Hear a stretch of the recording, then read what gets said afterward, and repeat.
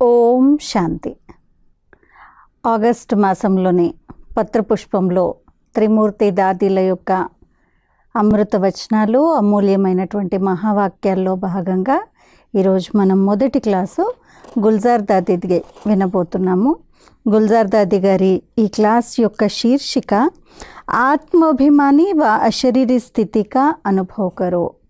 ఆత్మాభిమాని లేక అశరీరీ స్థితి యొక్క అనుభవాన్ని చెయ్యండి.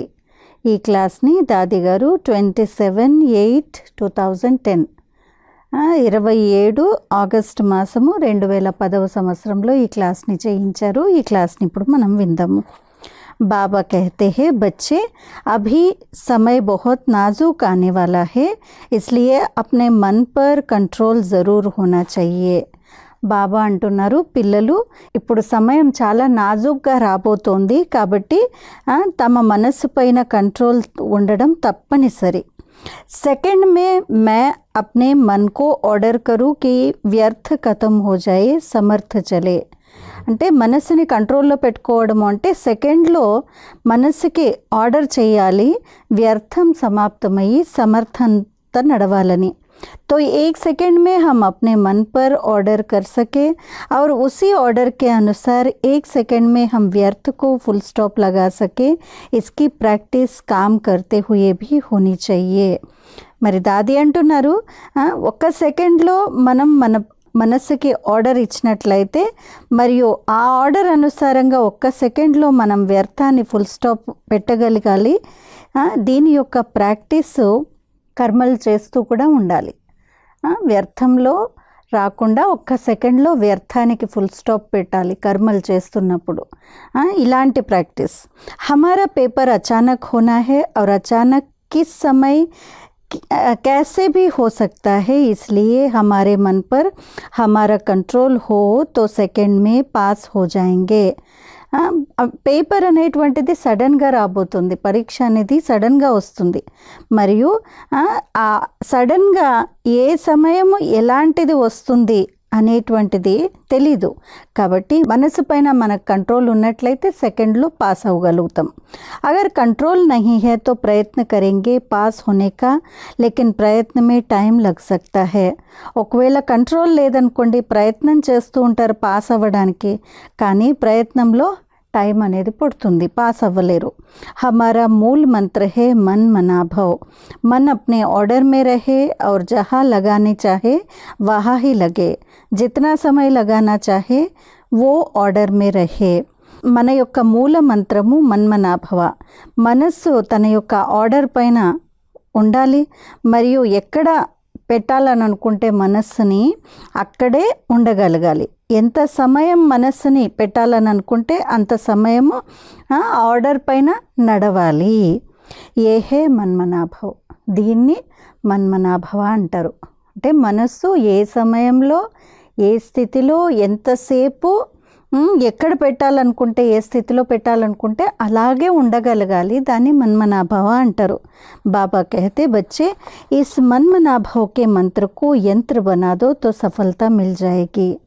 బాబా ఏమంటారంటే, ఈ మన్మనాభవ అనేటువంటి మంత్రాన్ని యంత్రంగా చేసుకున్నట్లయితే సఫలత అనేది లభిస్తూ ఉంటుంది. तो इस मंत्र को यंत्र माफिक सेकंड में मैं యూస్ कर सकूँ, ये ప్రాక్టీస్ बहुत बहुत ज़रूरी है. కాబట్టి ఈ మంత్రాన్ని యంత్రం రూపంలో, అంటే ఒక ఇన్స్ట్రుమెంట్ లాగా ఉపయోగించుకోవాలి, సెకండ్లో ఉపయోగించగలగాలి. ఈ ప్రాక్టీస్ అనేది చాలా చాలా అవసరము. बाबा ने कहा था, कई बच्चे कहते हैं कि वैसे तो ठीक है, लेकिन जब कर्म योगी बनते हैं तो डबल काम हो जाता है. उस समय हमारी प्रैक्टिस थोड़ी और होनी चाहिए. బాబా అయితే చెప్పారు, చాలామంది పిల్లలు అంటూ ఉంటారు, నా మనసు అయితే నేనైతే బాగానే ఉన్నాను, కానీ ఎప్పుడైతే కర్మయోగులుగా అవుతామో అప్పుడు డబల్ పని అనేటువంటిది ఉంటుంది. కాబట్టి ఆ సమయంలో మన యొక్క ప్రాక్టీస్ అనేటువంటిది ఇంకా కొంచెం ఎక్కువ ఉండాలి. इसके लिए कर्मयोगी बनते समय सोचो कि मैं आत्मा करावनहार हूँ और यह कर्मेंद्रिय करनहार है. దీనికోసం కర్మయోగిగా అవుతున్నటువంటి సమయంలో ఆలోచించాలి, నేను ఆత్మను చేయించేటువంటి వాణ్ణి, ఈ కర్మేంద్రియాలు చేస్తూ ఉన్నాయి అని. तो जब अपनी सीट पर सेट होंगे तो सीट पर बैठे हुए मालिक का सब ऑर्डर मानते हैं। ఎప్పుడైతే మీరు ఈ సీట్ పైన సెట్ అవుతారో ఆ సీట్ పైన కూర్చున్నప్పుడు మాలిక్ యజమాని యొక్క ఆర్డర్ని అందరూ వింటారు। अगर आपकी कर्मेंद्रिया आपका कहना नहीं मानती है तो इससे सिद्ध है कि आप अपनी सीट पर सेट नहीं है। ఒకవేళ మీ కర్మేంద్రియాలు మీరు చెప్పినది వినకపోతే అప్పుడు దీంట్లో ఏమనిపిస్తుంది, ఏం తెలుస్తుంది అంటే మీరు మీ సీట్ పైన సెట్ అవ్వలేదు అని। आपकी सीट है, मैं मालिक हूँ, अधिकारी हूँ। मालिक को तो పవర్ होती है ना, ఆల్మైటీ అథారిటీ हूँ। మరి నేనైతే సీట్ పైన కూర్చున్నటువంటి మాలిక్నున్నాను, అధికారినున్నాను। మాలిక్ అని అంటే యజమాని అని అంటే పవర్ ఉంటుంది కదా, అప్పుడు ఆల్మైటీ అథారిటీని కదా నేను, పవర్ ఉంది అని అంటే। ऑलमाइटी अथॉरिटी का बालक हूँ, इस सीट पर सेट होके फिर कर्म योग का टाइम ट्रायल करो तो सहज हो जाएगा। ఇంకొక సంకల్పం ఇస్తున్నారు దాది, నేను ఆల్మైటీ అథారిటీ యొక్క సంతానాన్ని, ఈ సీట్ పైన సెట్ అయ్యి కర్మయోగులుగా అయ్యి కర్మయోగం చేస్తున్నప్పుడు అలాంటి సమయంలో మీరు ఈ సంకల్పాన్ని ట్రై చేయండి, అప్పుడు సహజంగా అయిపోతుంది। तो इस पर हमारा अटेंशन होना चाहिए क्योंकि अचानक पेपर होना ही है तो कर्म योग के टाइम भी हो सकता है। మరి దీనిపైన మన అటెన్షన్ అనేటువంటిది ఇంకా ఉండాలి। కర్మయోగం చేస్తున్నప్పుడు మన మనస్సుని ఎక్కడ లగ్నం చేయాలో, ఏ స్థితిలో ఎంత సమయం చేయాలో అంత సమయం ఉండాలి। దీని యొక్క ప్రాక్టీస్ అనేటువంటిది ఇంకా కావాలి, ఎందుకంటే ఈ సడన్గా నడిచేటువంటి పరీక్ష అనేటువంటిది ఏ సమయంలో ఉన్నా రావచ్చు। అంటే ఊరికే కూర్చున్నప్పుడు మన్మనాభావ స్థితిలో ఉండే విధంగానే రాకపోవచ్చు, కర్మయోగులుగా ఉన్నప్పుడు కూడా పరీక్ష రావచ్చు। కాబట్టి ఈ అభ్యాసం ఇంకా ఎక్కువ కావాలి। इसलिए बाबा अभी इसी पॉइंट पर विशेष अटेंशन खिंचवा रहे हैं। मेहनत तो हमको करनी पड़ेगी ना, सीट पर सेट हमको होना पड़ेगा। इसलिए बाबा हमको कहता है बहुत समय का अभ्यास उस समय आपको काम में आएगा।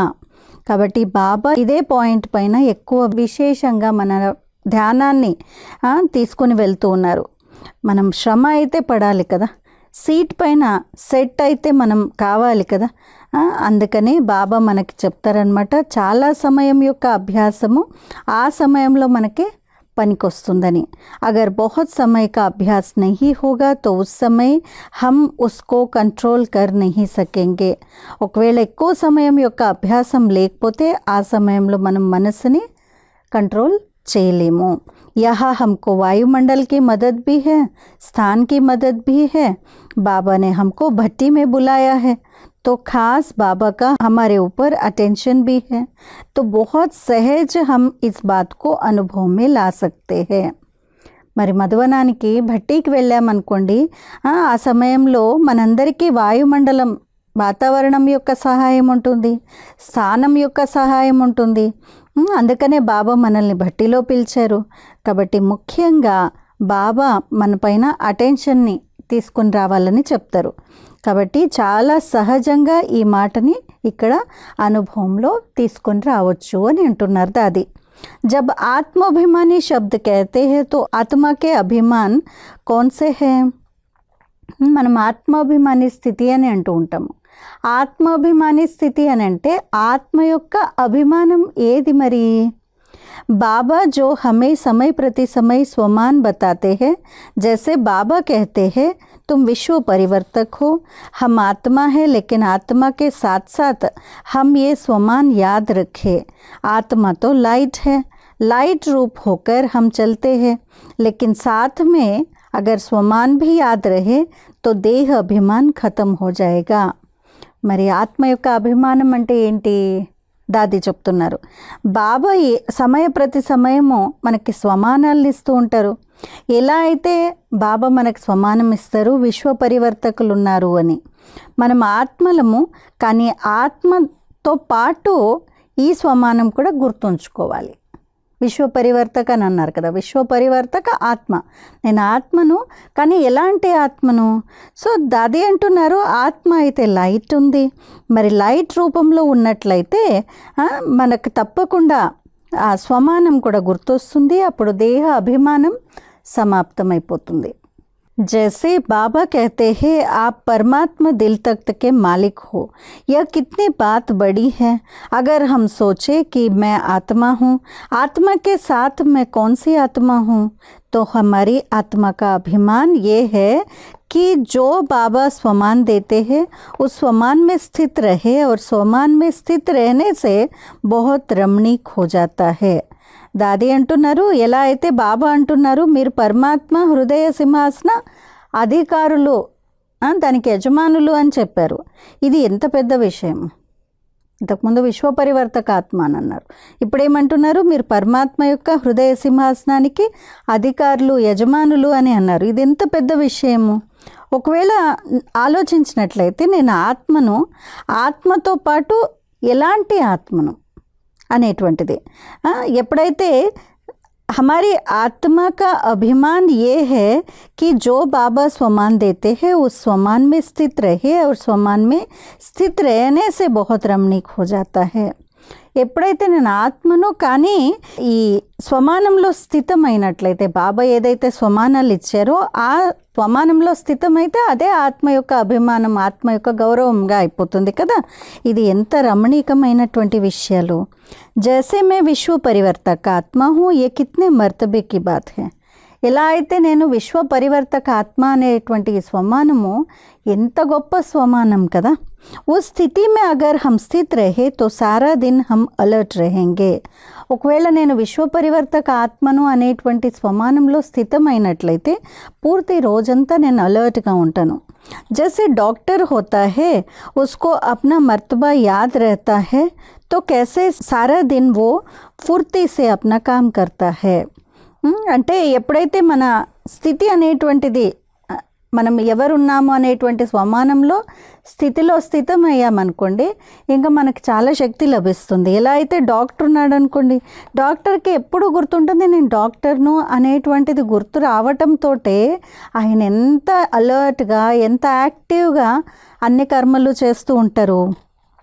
తో హమారా జో అభిమాన్ హై వో ఏ స్వమాన్ హై. కాబట్టి మనం కూడా నేను ఆత్మను, కానీ ఎలాంటి ఆత్మను అనేటువంటి ఈ స్వమానమే మన యొక్క అభిమానం. ఆత్మాభిమానము అని అంటే ఆత్మ యొక్క స్వమానం ఏదైతే దొరికిందో బాబా నుండి, ఆ స్వమానాల స్థితిలో స్థితం అవ్వడమే ఆత్మ యొక్క అభిమానము అని అంటున్నారు దాది. हम अगर रोज़ अमृत वेले बाबा से मिलकर, बाबा से शक्ति लेके, बाबा से किरणें लेकर और लक्ष्य रखे कि मैं आत्मा तो हूँ, लेकिन कौन सी आत्मा हूँ. विश्व परिवर्तक आत्मा हूँ, बाबा के दिल तख्त नशीन हूँ, विश्व कल्याणकारी हूँ. डायरेक्ट बाबा ने हमको अपना बनाया है, बाबा ने हमको चुना है. మరి దాది అంటున్నారు, రోజు మనం ఆత్మాభిమాని స్థితిలో ఉండటానికి ప్రతిరోజు అమృత వేళ బాబాతో కలవాలి, బాబాతో శక్తి తీసుకోవాలి, బాబా యొక్క కిరణాలను తీసుకొని లక్ష్యం పెట్టుకోవాలి. నేను ఆత్మనున్నాను, కానీ ఎలాంటి ఆత్మను అనేటువంటి లక్ష్యము.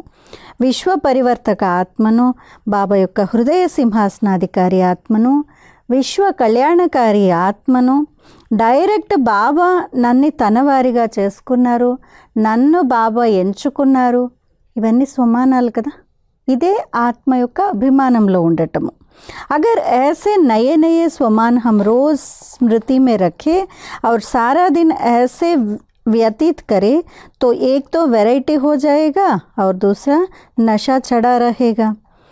ఒకవేళ ఇలాంటి కొత్త కొత్త స్వమానాలు మనకు రోజు స్మృతిలో వస్తున్నట్లయితే, పూర్తి రోజంతా ఇలాంటి స్వమానాల్లో గడుపుతున్నట్లయితే, ఒకటైతే మనకి వెరైటీగా అనిపిస్తుంది, ఇంకొకటి చాలా నష కూడా ఎక్కుతూ ఉంటుంది. నిశ్చయతో హే పర్ నషా భీ హో. నిశ్చయం అయితే ఉంది నేను ఎలాంటి ఆత్మననేది, కానీ దీంతో పాటు నష కూడా ఉండాలి. ఇస్సే పురుషార్థ్ మే రమణీకత ఆ జాయేగి ఔర్ ఖుషీ భీ రహేగి. ఎప్పుడైతే నిశ్చయం ఉందో, నష ఉందో, దాంట్లో పురుషార్థంలో రమణీకత అనేటువంటిది కూడా వస్తుంది, మరియు దాంట్లో సంతోషం కూడా ఉంటుంది. తో ఆత్మాభిమాని హోకర్ रहने से మజా आता है. కాబట్టి ఆత్మాభిమానిగా అయి ఉన్నట్లయితే మజా వస్తుంది. जैसे सीट पर बैठने से खुमारी होती है, भले डॉक्टर है लेकिन जब डॉक्टरी काम में है उस समय का नशा और जब घर पर रहता है रिवाजी हो जाता है तो फ़र्क तो हो जाता है ना. మరి దాది అంటున్నారు ఆత్మాభిమానిగా అయి ఉండటం వల్ల చాలా మజా వస్తుంది. ఎగ్జాంపుల్ ఇస్తున్నారు, ఎలా అయితే సీట్ పైన కూర్చున్నట్లయితే దాని నష వేరుంటుంది. ఒక డాక్టరు ఇంట్లో ఉన్నప్పుడు వారి యొక్క స్మృతి మరియు వారి యొక్క హుందాతనము, సీట్ పైన కూర్చున్నప్పుడు పేషెంట్ని చూస్తున్నప్పుడు హాస్పిటల్లో ఉన్నప్పుడు వాళ్ళ యొక్క హుందాతనము, వాళ్ళ నష, నేను డాక్టర్ని వీళ్ళు పేషెంటు అనేటువంటిది వేరే ఉంటుంది కదా. కాబట్టి తేడా వచ్చేస్తుంది. तो सीट पर सेट रहो जिससे हमको आत्माभिमानी बनकर रहना या चलना बहुत सहज हो जाता है. కాబట్టి సీట్ పైన సెట్ అయి ఉండండి, దీంతో ఆత్మాభిమానిగా అవ్వటము అలా అయ్యి నడవటము చాలా సహజమైపోతుంది. इससे ही जो हमारे व्यर्थ संकल्प है वो ख़त्म हो जाते हैं क्योंकि हमने मन को बिजी रख दिया. దీంతో మన యొక్క వ్యర్థ సంకల్పాలు అనేటువంటివి సమాప్తమైపోతాయి. ఎందుకంటే మనస్సుని మనము బిజీగా పెట్టుకున్నాము. స్వమానంలో ఆత్మాభిమాని స్థితిలో స్థితమయ్యే అభ్యాసంలో మన మనస్సుని బిజీగా పెట్టుకున్నాం కాబట్టి వ్యర్థం అనేది రాదు. మన్ అగర్ స్వమాన్ మే బిజీ రహా तो व्यर्थ संकल्प भी हमारे कट हो सकते हैं क्योंकि व्यर्थ संकल्पों की आदत है. तो जब भी हम एकांत में बैठेंगे, योग में बैठेंगे या कुछ शुभ सोचने के लिए बैठेंगे तो व्यर्थ संकल्प ज़रूर उसमें विघ्न डालेंगे. మరి ఇంకొక విషయం దాది అంటున్నారు, ఏమంటున్నారంటే మనస్సు ఒకవేళ స్వమానంలో బిజీగా ఉన్నట్లుందనుకోండి, వ్యర్థ సంకల్పాలు ఆటోమేటిక్గా సమాప్తమైపోతాయి. ఎందుకంటే వ్యర్థ సంకల్పాల యొక్క అలవాటిది. కాబట్టి ఎప్పుడైతే మీరు ఏకాంతంలో కూర్చుంటారో, యోగంలో కూర్చుంటారో, ఏదో ఒకటి శుభాన్ని ఆలోచిస్తూ కూర్చోండి. అప్పుడు వ్యర్థ సంకల్పాలు తప్పకుండా విఘ్నాలు వేస్తాయి. శుభాన్ని ఆలోచించప్పుడు విఘ్నాలు వేస్తాయి. వ్యర్థ సంకల్పంకే కారణ్ హీ హమారా సమయ భీ వ్యర్థ జాతా హై. విఘ్నాలు వస్తాయి తప్పకుండా. వ్యర్థ సంకల్పాల కారణంగానే వ్యర్థ సమయం కూడా మనదే అవుతుంది. అంటే వ్యర్థం అనేటువంటిది మొదట సంకల్పాల్లో వస్తుంది, అది మళ్ళీ కర్మల్లో వచ్చినప్పుడు సమయం వేస్ట్ చేస్తామన్నమాట. अच्छा बात सुनी, बातें तो बाबा ने कहा आएगी ही. जब हमारी स्थिति कभी कभी ढीली हो जाती है तो व्यर्थ संकल्पों को चांस मिल जाता है. దాది అంటున్నారు, ఒక మాట విన్నారు, మాటలైతే రానే వస్తాయని బాబా చెప్పారు. ఎప్పుడైతే మన స్థితి అప్పుడప్పుడు ఢీలా పడిపోతూ ఉంటుందో అప్పుడు వ్యర్థ సంకల్పాలు అనేటువంటివి అవకాశం తీసుకుంటాయి మన దగ్గరికి రావడానికి. और मेजॉरिटी या तो व्यर्थ संकल्पों का पेपर आता है या स्वभाव संस्कार का पेपर आता है. మెజారిటీ ఒకటి వ్యర్థ సంకల్పాల యొక్క పేపర్ పరీక్ష వస్తూ ఉంటుంది, ఇంకొకటి స్వభావ సంస్కారాల యొక్క పేపర్ వస్తూ ఉంటుంది. లేకిన్ అగర్ హమారా మన్ స్వమాన్ మే స్థిత్ హై తో హమ్ దూసరోं को भी उसी स्वमान से देखेंगे. ఒకవేళ మన మనస్సు అనేటువంటిది స్వమానంలో స్థితమైందనుకోండి, అప్పుడు ఇతరుల్ని కూడా అదే స్వమానంతో చూస్తూ ఉంటాము. यादगार में भी देखो, यह जो माला बनाई हुई है उसमें मण के सब समान होते भी नंबरवार है. మరి జ్ఞాపకార్థంగా ఏదైతే మాలను తయారు చేశారో దాంట్లో కూడా మణులన్నీ సమానంగా ఉన్నప్పటికీ నంబర్ వార్గా ఉన్నాయి. సైజ్ ఒకేలాగా ఉంది కానీ నెంబర్ వేరే ఉంది కదా. ఏదైతే నెంబర్ 1 పూస లాస్ట్ పూసకి తేడా ఉంది కదా, నెంబర్ వార్ అయితే అయ్యారు. కహా 1 నంబర్, కహా 108వాं నంబర్ కితనా అంతర్ హోగా. 1వ నంబర్ పూస ఎక్కడుంది, 108వ నంబర్ పూస ఎక్కడుంది, తేడా అయితే ఉంది కదా. तो जब हमको पता है कि नंबरवार होना ही है तो संस्कार भिन्न होंगे ही. కాబట్టి మనకు తెలుసు నెంబర్ వార్గా ఉండేదే ఉంది అని, అప్పుడు సంస్కారాలు అయితే భిన్నంగానే ఉన్నాయి కదా. जैसे मम्मा की विशेषता थी, जब किसकी रिपोर्ट मम्मा के पास जाती थी तो मम्मा उसको बुलाती ज़रूर थी. मम्मा की हैंडलिंग पावर ऐसी अच्छी थी जो हमको भी सीखना चाहिए. మరి దాది అంటున్నారు, నంబర్ వార్గా ఉన్నారంటే తప్పకుండా భిన్న భిన్నంగానే ఉంటారు కదా. ఎలా అయితే మమ్మ యొక్క విశేషత ఉండేది, ఎవరి రిపోర్ట్ అయినా మమ్మ దగ్గరికి వెళ్ళింది అనుకోండి, ఎవరి మీదైనా రిపోర్ట్ చేశారనుకోండి, మమ్మ వారిని పిలిచేటువంటి వారు. మమ్మ యొక్క హ్యాండ్లింగ్ పవర్ చాలా బాగా ఉండేది. అంటే ఎవరి మీదైనా కంప్లైంట్ వస్తే వాళ్ళని అరవటము లేదు తిట్టడం కాదు, వాళ్ళని చాలా చక్కగా హ్యాండిల్ చేసేటువంటి వారు. ఆ కళని మనం కూడా నేర్చుకోవాలి. मम्मा कहती थी, देखो हर एक में कमियां तो हैं, जिसकी कमी हमको दिखाई देती है उसकी चाल चलन का प्रभाव पड़ता है. మమ్మ అనేటువంటి వారట ప్రతి ఒక్కరిలో అయితే బలహీనతలు తక్కువలు లోపాలైతే ఉన్నాయి. ఎవరి లోపం అయితే మనకి కనిపిస్తూ ఉంటుందో వారి యొక్క నడవడిక, వారి యొక్క ముఖం యొక్క ప్రభావం కూడా పడుతుంది. కమియా హే లేకిన్ లాస్ట్ బాబా కా బచ్చా భీ బాబా కో ప్రియ హే, క్యో ఉస్మే విశేషత క్యా హే. మమ్మ చెప్పేవాళ్ళు అనమాట, లోపాలు ఉన్నాయి కానీ లాస్ట్ బాబా యొక్క బిడ్డ కూడా బాబాకి ప్రియమే. ఎందుకంటే వారిలో ఏం విశేషత ఉంది? भले धारणा नहीं है, उसमें विशेषता ये है जो बड़े बड़े विद्वान आचार्य साधारण तन में आए हुए बाप को नहीं पहचान सके, लेकिन इस बच्चे ने बाप को पहचान कर मेरा बाबा तो कहा ना. ధారణలు లేవు కానీ వారిలో విశేషత ఉంది. ఏం విశేషత ఉంది? దాది అంటున్నారు, భలే చాలా పెద్ద పెద్ద విద్వాంసులు ఆచార్యులు ఎవరికి కూడా సాధారణమైనటువంటి తనువులో శివపరమాత్ముడు వచ్చారు అనేటువంటి విషయము గుర్తించలేకపోయారు. కానీ వీరు బాబాని గుర్తించారు, బాబా అని అన్నారు, బాబాని తనవారిగా చేసుకున్నారు. ఆ విశేషత అయితే ఉంది కదా, అది విశేషతనే కదా. तो मम्मा पहले उनकी विशेषता वर्णन करती थी, बच्ची आप में यह विशेषता है, तो उन विशेषताओं के आगे ये छोटी सी बात क्या है, तुम ऐसी हो, ये నషా చడా దేతి థీ. మరి మమ్మ ఎలా చెప్పేవాళ్ళు, ఎలా హ్యాండిల్ చేసేటువంటి వారు అని అంటే, మమ్మ మొదట వాళ్ళ యొక్క విశేషతలను వర్ణన చేసేవారు. బచ్చి బిడ్డ మీలో ఈ విశేషత ఉంది, మీలో ఈ విశేషత ఉంది, ఇవన్నీ చెప్పేవాళ్ళు. ఆ అన్ని విశేషతల ముందు ఈ చిన్న విషయం ఏముంది, మీరు ఇంత గొప్పవాళ్ళు, ఇన్ని విశేషతలు ఉన్నాయని మొదట నష ఎక్కించేటువంటి వారు వారికి. తో మమ్మాకే ఆగే జానేసే కోయి డర్తా నహీ థా.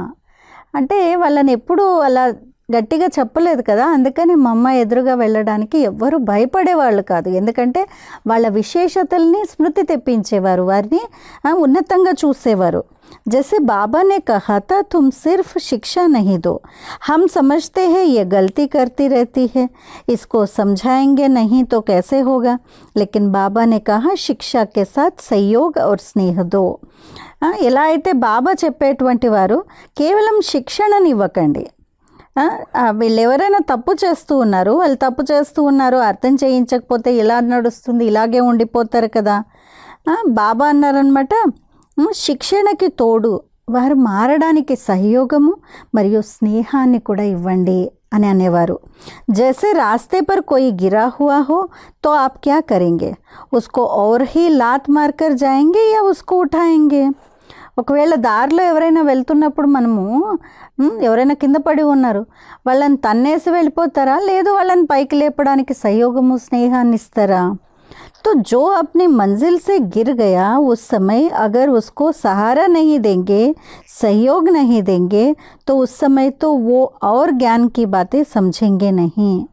కాబట్టి ఎవరైతే వాళ్ళ యొక్క గమ్యానికి చేరుకోలేదు, గమ్యానికి చేరుతూ పడిపోయారో, ఆ సమయంలో వారికి మీరు సహాయం చేయనట్లయితే, సహయోగాన్ని ఇవ్వనట్లయితే, ఆ సమయంలో అయితే జ్ఞానం యొక్క మాటలు ఇంకేం అర్థం చేసుకుంటారు.